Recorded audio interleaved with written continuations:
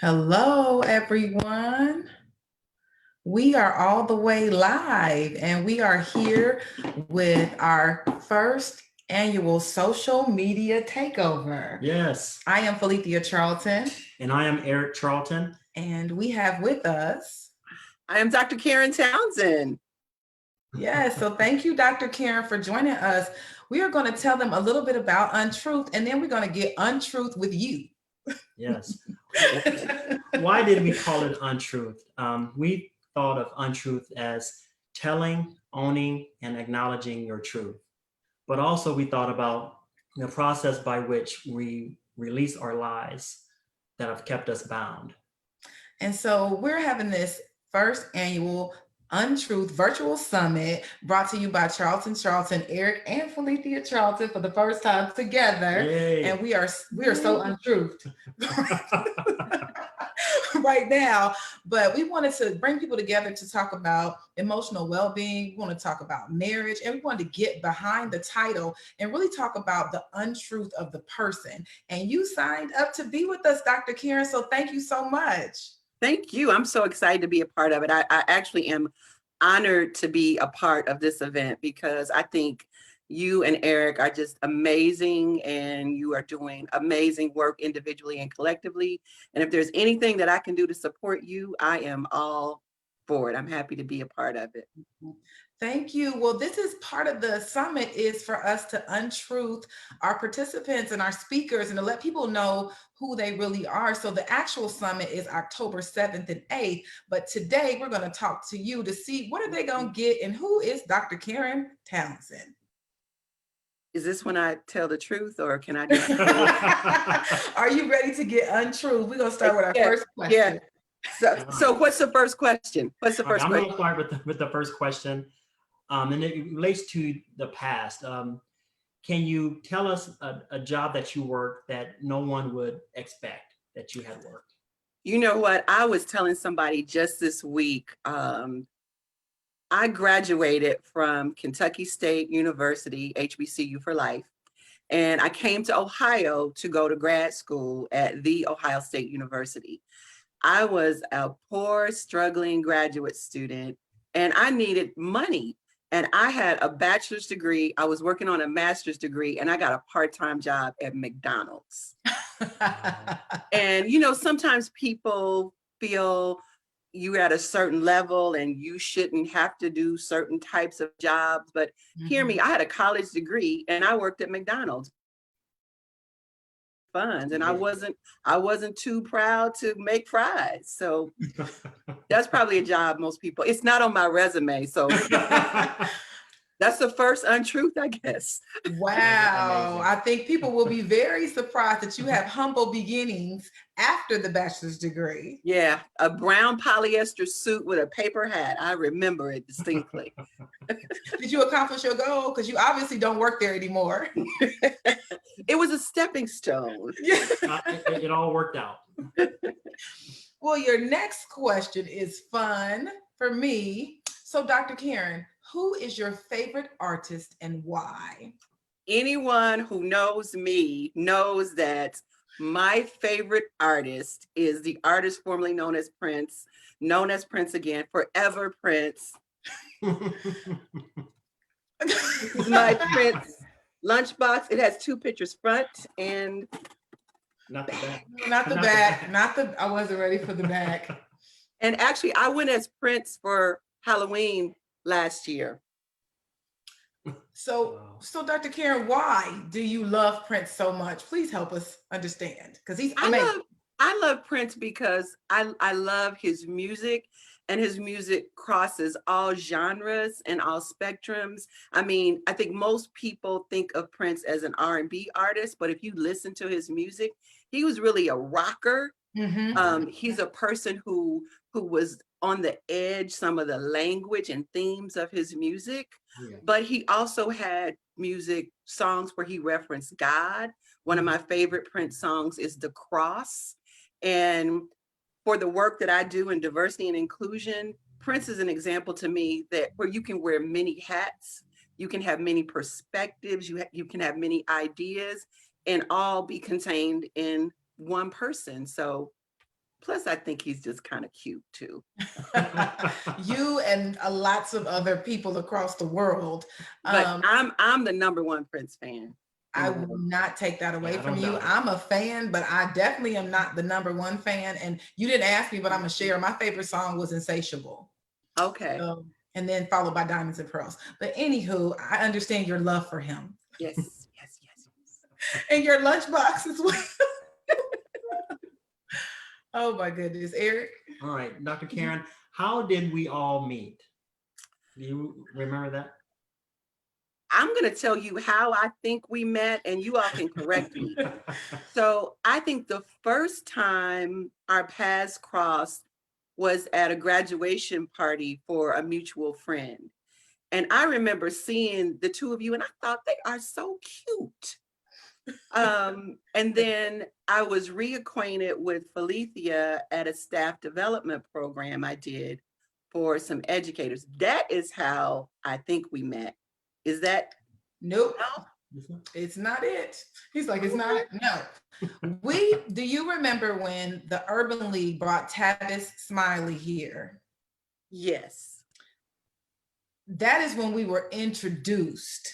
Okay. And that was you were doing a panel discuss, you were speaking, and I was part of the committee that helped bring him here.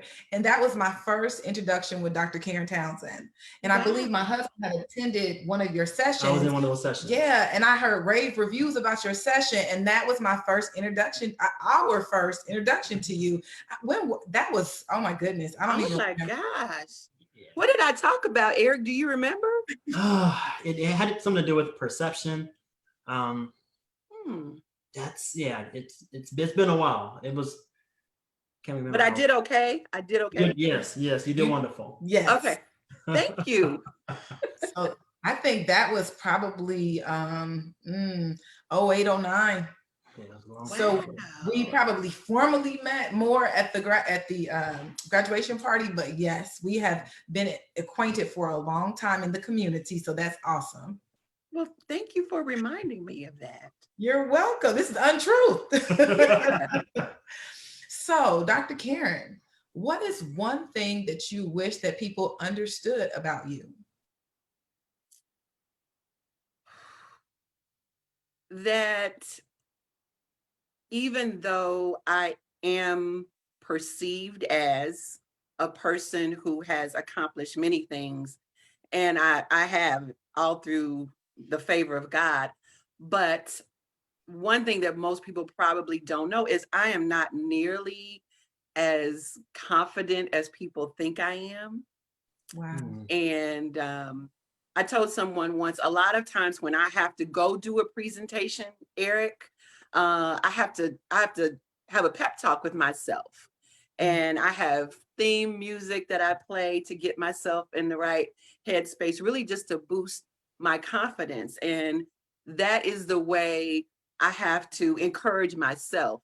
And I gave myself permission to be okay with not being 100% confident all the time, because I think most people, that's a reality, but we always have to put on this armor, this facade that we have it all together, and I don't have it all together.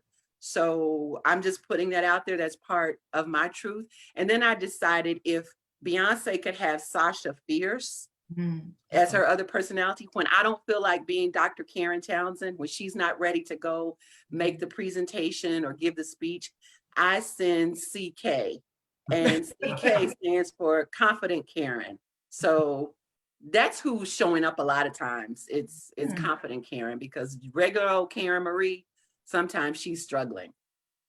I understand that. I think that is so vulnerable to share, because I know that's something that I really have gleaned from you, is just being confident in your ability to have some fear and to be vulnerable and still get the job done. And trust that the transparency and the truth will resonate. I really love that. And I know when I came to your professional development for my Trotwood, when I was a principal there, that was one of the things that I really gleaned. I came home, I had so many notes, and I was so excited because I really felt like finally an authentic presenter that I can learn something from.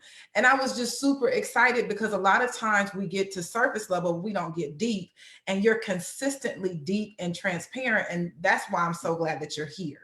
Well, I appreciate it. My word for 2020 is authenticity. And I've really been trying to be authentic. What I realized early on though, is when you start to walk in authenticity, everybody doesn't like it. Ooh. But really, the word says, and it's true, the truth will set you free. It will set you free. Everybody else might not like your emancipation, but it's all right with me. That's another Prince song, by the way. I just thought I would put that in. You slid that in. I'm going to save some of that for the summit. Ooh, because it's hot. I'm like, you're getting in there. But that is a nugget right there, that the truth will set you free. Mm-hmm. Because I used to think that my truth was the truth. Oh, poor naive little Phillitia thought that. I used to confidently tell people, though, that's the truth. And it's like, fool, they don't have to believe what you believe the way that you believe it. Yeah, so that was a lot. Yes. And in marriage as well, a lot of that, of understanding that he's a whole man that came to the marriage and I'm a whole person, and we have to get to learn each other's truths so that we can walk together. And sometimes those are tough lessons to learn. Well, I think you talked about marriage, and I do think that sometimes we show up the way we think the other person wants us to show up, not showing up as who we fully are. And then sometimes we keep these secrets in marriages so as not to hurt the other person's feelings. Mm-hmm. So let me tell you this quick story about scrambled eggs, okay? So I have been married for 30 years. Oh my goodness, almost 31, I'll be 31 in September. Congratulations. And thank you. And so I noticed that I was making these scrambled eggs, but my husband didn't like them. Or he wasn't eating them. Mm-hmm. And I think we were in like year 20 when he finally said, I love you, but the way you make eggs, that's not the way I like my eggs. And at first my feelings were kind of hurt because he told his truth. Mm-hmm. But after he told his truth, we shifted. So when we make breakfast, I make the meat, he makes the eggs. Mm-hmm. But it wouldn't have happened if he hadn't told his truth. I mean, we're just talking about eggs, it's simple things. So if people have trouble in their lives, in their relationships, talking about the truth of scrambled eggs, yes, what other truths are we holding back? Mm-hmm. And we have to have the courage. We have to have the courage. And he told me about the eggs, and we're still married. So, so it turned out okay. It turned out okay. But that is so honest, though. I know, because you made something personal that wasn't personal. He didn't like the way you made the eggs. It's not that he didn't like you. Mm-hmm. And so a lot of projecting goes into truth as well, because I know, like, I go to counseling for projecting. I'm a good projector. Like, I know what you meant and what you thought, and I have it all together in my mind. Mm-hmm. And a lot of the times I'm wrong. Yes. Especially when it comes to him. But he's very vocal and let me know. But scrambled eggs. If, like you said, if we can't talk about scrambled eggs, then we in some trouble. Right. Great point. Yes. So go ahead. I have the next question for you. Take it then. What's your favorite quote? Something that you live by. My favorite quote, one of my favorite quotes is, "It's never too late to become what you might have been." Mm-hmm. And that quote is credited with being said by George Eliot, when in actuality, George Eliot's real name is Mary Evans. But back in the 1800s, I'm not sure which century she was in, but she realized that as a woman, her words would not be embraced. So she used a man's name as her pseudonym. But for me, the message is it's never too late to become what you might have been. So many people think, well, I'm too old to pursue my dream, or it's too late in life, or the past is more relevant than my future. And if we can remember, it's never too late. I worked in higher education for a number of years, and people would say, oh my gosh, if I go back to college now, I'll be 40 when I graduate, or 50 when I graduate, or 80 when I graduate. Well, guess what? You're going to be 40 or 50 or 80 anyway. Why not be that age with a degree? Why not be that age with your dream? Why not be that age with your book? Why not be that age with your business? It's never too late to become what you might have been. Excellent. Ooh, wait, Excellent. you're gonna have to put that in the comments. I love that.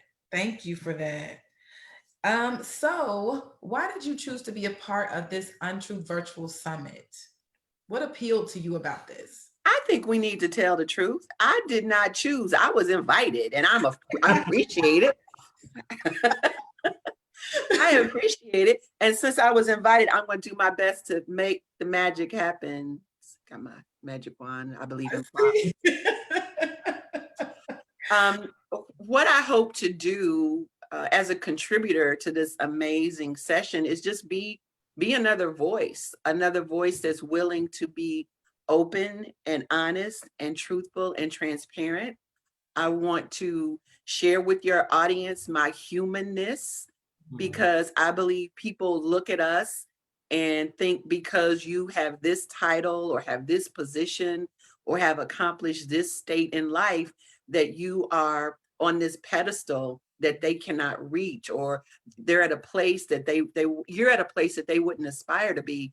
But the truth of the matter is, while I have what some might perceive as a very impressive resume, I mean, I am DrKaren Townsend, and I do have my own business, and I have been doing one of the longest running women's conferences in the United States. But I started off as a poor Black girl living in the projects, being raised by a single mother on welfare. And while I didn't grow up in Dayton, if I had grown up in Dayton, it would have been a place like DeSoto Bass.